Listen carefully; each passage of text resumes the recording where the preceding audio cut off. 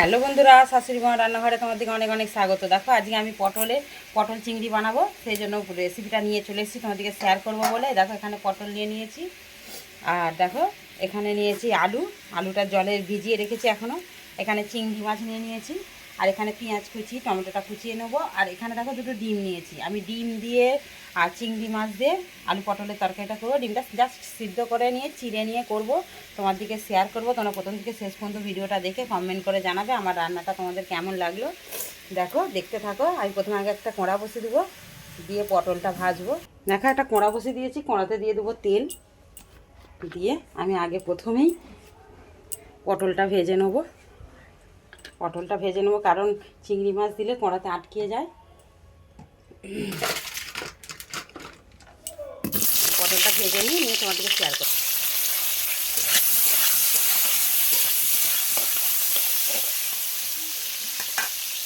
দেখো আমরা পটলটা ভাজা হয়ে গেছে, আমি আলুটাও তুলে দিয়েছি। আলুটাও ওর সঙ্গে ভালো করে ভেজে নেবো। দুটোই আমি একসঙ্গে সুন্দর করে ভেজে নেবো। দেখো আলু পটলটা আমার ভাজা হয়ে গেছে, তুলে নেবো। দেখো আলু পটল ভেজে আমার এইখানে তেলও রয়ে গেছে, আমি দিয়ে দেবো চিংড়ি মাছটা।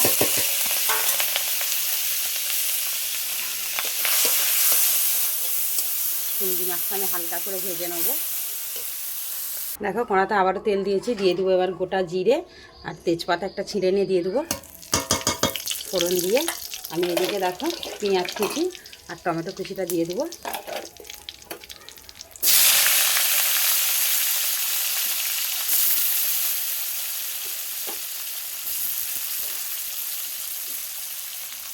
দিয়ে টমেটো পেঁয়াজটা ভালো করে ভেজে নিয়ে আমি দেবো আদা রসুনের পেস্ট বানিয়ে রেখেছি। তরকারির পরিমাণটাও অল্প, সেই জন্য আদা রসুনটাও একটু অল্প করেই দেবো।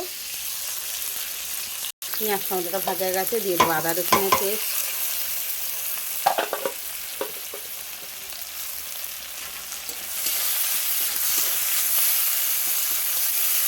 বাদবাকি যা মশলা লাগে আমি নিয়ে নেবো। দেখো এখানে বাদবাকি মশলা নিয়ে নিয়েছি। এখানে নিয়েছি ঝাল লঙ্কার গুঁড়ো, এখানে নিয়েছি নুন, এখানে নিয়েছি দেখো জিরে গুঁড়ো, এখানে ধনিয়া গুঁড়ো, এখানে নিয়েছি সবজি মশলাটা দিলে খেতে ভালো। এখানে হলুদ নিয়েছি, দিয়ে দেবো আমি এগুলো সব মশলাগুলো এতে দিয়ে দেবো।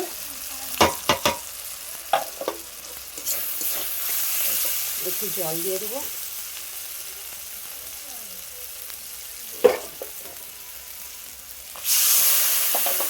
দিয়ে মশলাটা ভালো করে তেল ছাড়া পর্যন্ত কষে নেবো, নিয়ে তোমাদেরকে শেয়ার করবো। দেখো বন্ধুরা এখানে মশলা কষতে কষতে আর একজন চলে এসছে আমাদের ভিডিওতে। হ্যালো বন্ধুরা, তোমরা কেমন আছো? আশা করি তোমরা ভালো আছো, আমিও ভালো আছি। এখনো পর্যন্ত আমাদের চ্যানেলকে সাবস্ক্রাইব তারা সাবস্ক্রাইব করে নাও, তাহলে সব কিছু রান্না দেখতে পাবে। Thank you. দেখো মশলাটা আমার কষা হয়ে গেছে, দিয়ে দেবো চিংড়ি মাছটা। দিয়ে চিংড়ি মাছটা একবার নেড়ে চেড়ে নিয়েই দিয়ে দেবো আলু আর পটল। আর সবগুলোই যেহেতু আমি ভেজে নিয়েছি, আমার তরকারিটা তাড়াতাড়ি হয়ে যাবে, অল্প জল দিলেই সিদ্ধ হয়ে যাবে। এখনও আমার ডিম দিতে বাকি আছে, আমি ডিমটা দেবো, তোমাদেরকে শেয়ার করো। তোমরা দেখতে থাকো। আমি জল ঢেলে দিই, তরকারিটা দিয়ে চাপা দিয়ে দিই। দেখো জলটা দিয়ে চাপা দিয়ে দেবো। ডিমটা সিদ্ধ করে নিয়ে তোমাদেরকে আবারও শেয়ার করবো। দেখো আলু পটলটা ঢেলে নিয়েছি, এবার তেল দিয়েছি, অল্প করে দিয়েছি। দুটো ডিম ভাজবো। ডিমের গাগুলো দেখো চিড়ে নিয়েছি ভালো করে, যাতে মশলা দিতে সুবিধা হবে।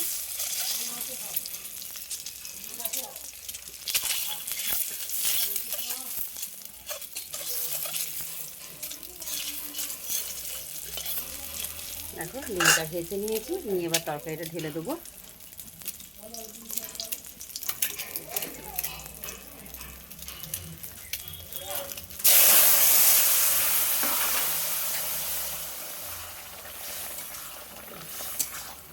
দেখো তরকারিটা একটু ফুটিয়ে নিয়ে নামিয়ে নিয়ে তোমাদেরকে শেয়ার করবো। দেখো বন্ধুরা হয়ে গেছে ডিম আলু চিংড়ি পটলের রেসিপি।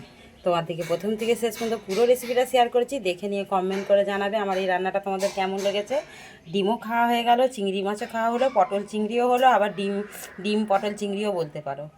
আজকে আমার রান্নাটা তোমার কেমন লেগেছে তোমাদের অবশ্যই কমেন্ট করে জানাবে। আর যারা সাবস্ক্রাইব করোনি বন্ধুরা, এখনও পর্যন্ত সাবস্ক্রাইব করে নাও।